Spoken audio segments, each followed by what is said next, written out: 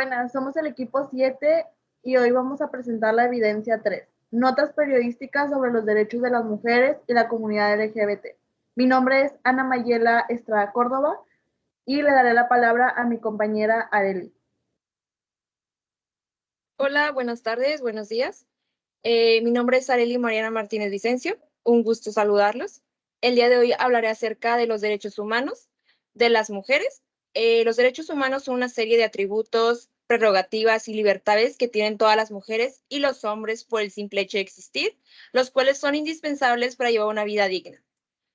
Si bien los hombres y las mujeres tienen los mismos derechos, desde que nacen y durante la vida, ambos situaciones y condiciones son diferentes. Las mujeres han vivido situaciones de subordinación y exclusión en relación a los hombres, lo que ha generado que puedan ejercer sus derechos de igualdad de condiciones. Hablando de derechos humanos de las mujeres, existen muchas alternativas o factores que discriminan a las mujeres por el simple reconocimiento o goce de estos. El reconocimiento de los derechos humanos de las mujeres, muchos de los cuales resultan familiares y cotidianos, ha sido una lucha tenaz y de gran esfuerzo por parte de muchas mujeres a lo largo de la historia. Por mencionar algunos de los derechos de las mujeres, nos vamos a centrar en los derechos de la educación. Todos tenemos derecho a recibir educación sin ser discriminados por una condición social, su clase u origen étnico. No nos limitemos, no hay oportunidades y todos podemos alcanzar altos niveles educativos. ¿Cuántas mujeres no hemos escuchado la frase de ¿para qué estudias si te vas a casar?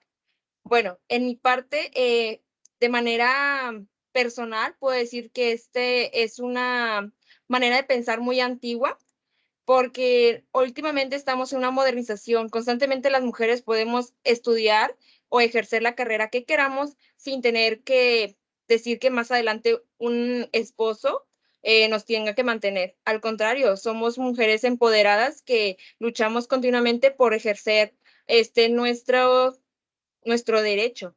El derecho a la educación es tener, como bien su dice su nombre, es recibir educación sin ser discriminados por cualquier tipo de condición. El derecho a la salud, derecho a recibir un trato digno, con respeto y calidad por parte del personal, ya sea de una institución pública o privada. El derecho al desarrollo, todos tenemos derecho a obtener bienes y propiedades. El derecho al trabajo, hay que hacer un pequeño hincapié aquí, porque todos tenemos que el derecho a recibir un salario justo e igual a los hombres por el mismo trabajo. Tenemos derecho a no ser despedidas por estar embarazadas. ¿Cuántas mujeres han sido despedidas por estar embarazadas? Como bien lo dije, muchos trabajos aún tienen como que esa política muy antigua. El derecho a la política, todos tenemos derecho a participar políticamente en la toma de decisiones de nuestra comunidad.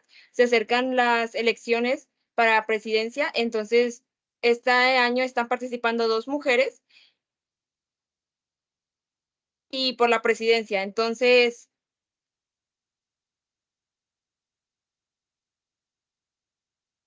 okey, esperamos que México tome una buena decisión respecto a la participación política, el derecho a una libre de violencia, pues, ¿cuántas mujeres no queremos gozar de este derecho? Porque hemos sufrido, no sé, violencia familiar, educativo, laboral.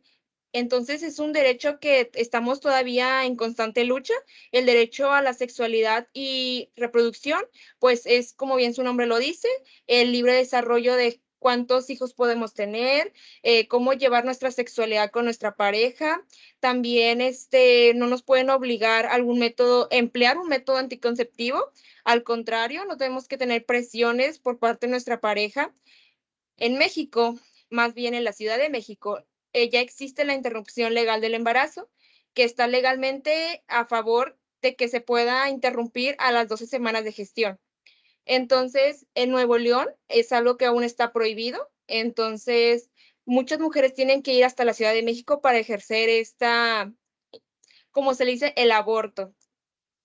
Por parte de mí, espero que estas aportaciones sean de su agrado y me gustaría que mis compañeras explicaran algunos casos donde se violenten o se violen los derechos de las mujeres.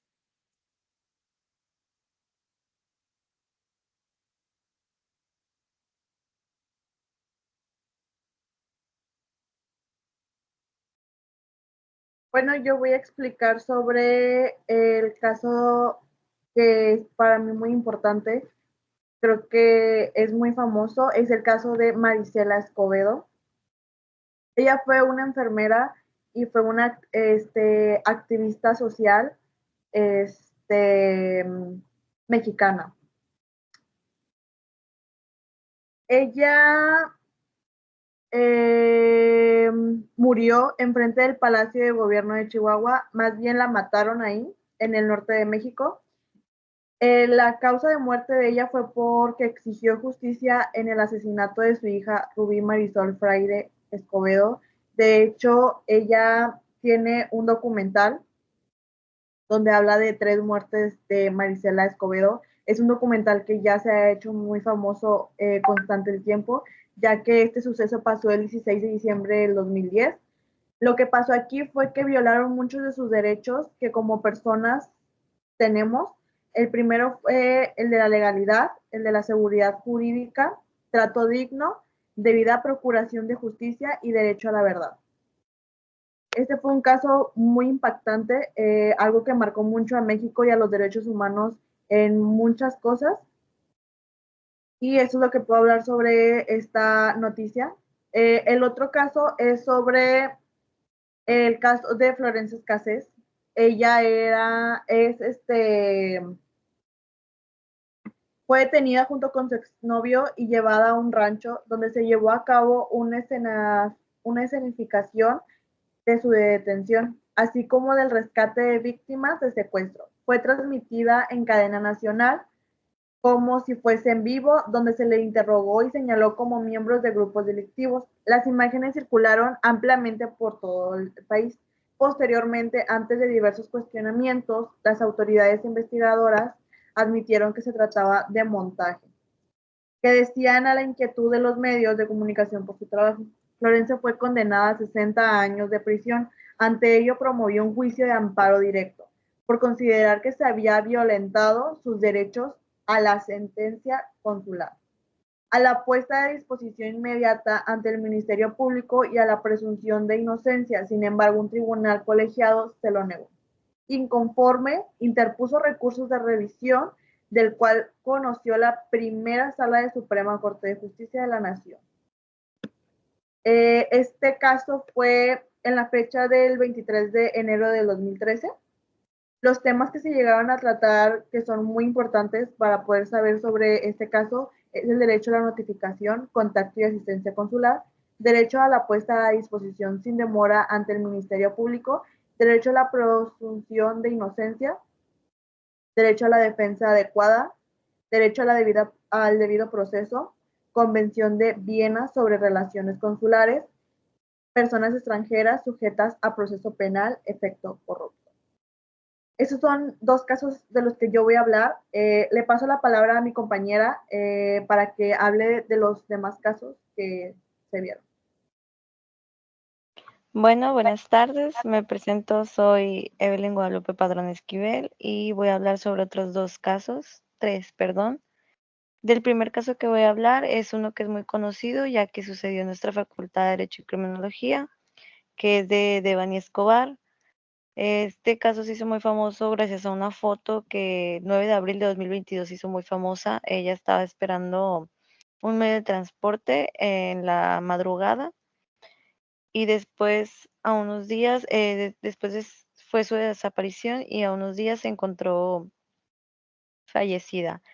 De este caso fue violentada, fue privada de su vida y fue violentada sexualmente también. Ese fue un caso muy fuerte y muy impactante para todos, ya que fue una controversia total. Y el segundo caso del que voy a hablar es sobre Ciudad de Juárez, allá en México. De este caso fue sobre familiares de 3 jóvenes que fueron asesinadas en Ciudad Juárez en 2001, que alzaron la voz sobre sus hijas ya que fueron privadas de libertad, fueron secuestradas, fueron también violentadas sexualmente y privadas de la vida. Y al alzar la voz también alzaron la voz 450 personas que fueron familiares de mujeres asesinadas ahí en Ciudad Juárez, igualmente privadas de su libertad y de su vida. Del último caso del que yo voy a hablar es donde yo vivo. Yo soy de Juárez, Nuevo León, entonces aquí hay un caso muy sonado de una familia de un esposo que asesinó a su esposa y a sus hijas, una de 7 años y 3 años. Después de asesinarlas, él salió a la calle en bata, o sea, en sábana y cubierto de sangre, y andaba dando vueltas por la plaza después de haberles quitado la vida a sus hijas y de haberlas privado de su libertad y de su vida a muy corta edad, y a su esposa igual. Estos serían los 3 casos de los que a mí me toca hablar, y ahora le pasaré la voz a mi compañera Ana.